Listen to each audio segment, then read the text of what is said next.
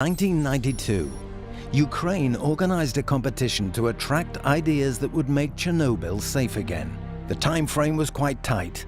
The sarcophagus that had been built around the damaged reactor between May and October 1986 was designed to last 30 years. On 18th June 1993, Confine Bernard SGE, which became Vinci Construction Grand Projet in 2000, won the competition. Its idea, called Resolution, involved confining the damaged reactor and its sarcophagus before dismantlement. Its bid was the only one that included financing for the project.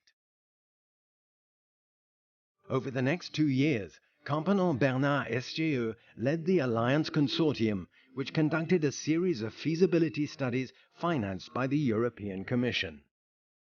It became clear that an arch-shaped structure was the best confinement option.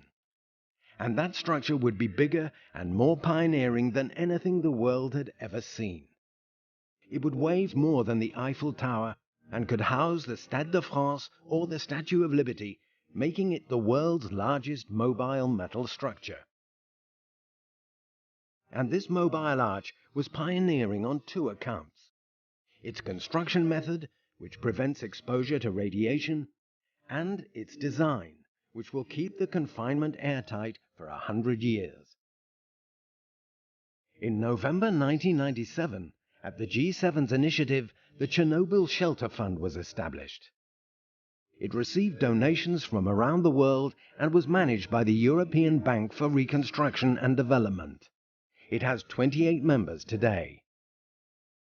The call for tenders, based on the feasibility studies, began in 2004.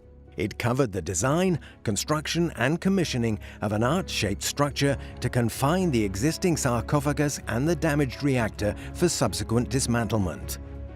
2 French construction industry leaders, Vinci Construction Grand Projet, the leader, and Bouygues Travaux Publics, teamed up in the Arka consortium to take on this challenge.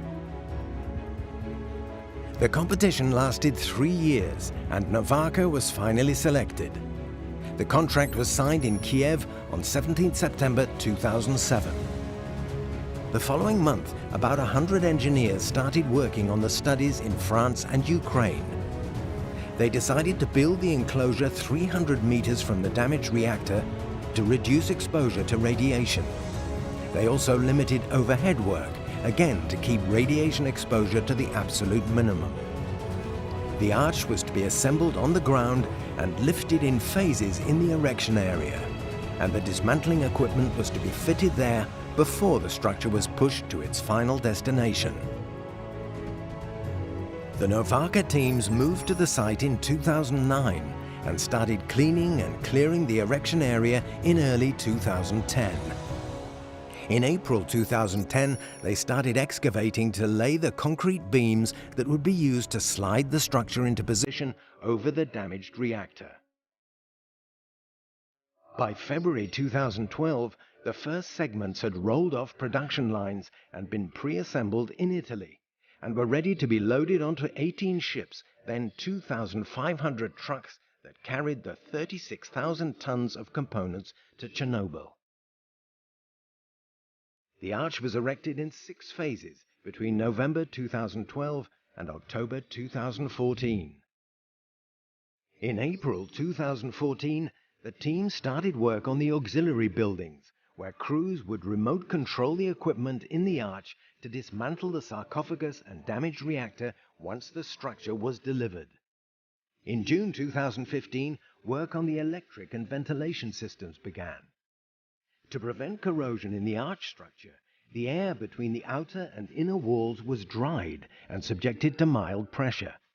This involved processing over 1 million cubic meters of air, or the equivalent of 370 Olympic-sized swimming pools. In November 2015, the first of the 2 overhead cranes that would carry the dismantling equipment was lifted and locked into position over 80 meters above the ground.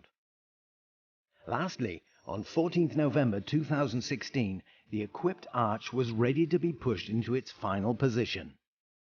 On 29 November, it traveled 327 meters and is now officially in place. enveloping the damaged reactor unit. Work in 2017 will involve adding airtight seals between the arch and the sarcophagus and testing the equipment that will be used for dismantlement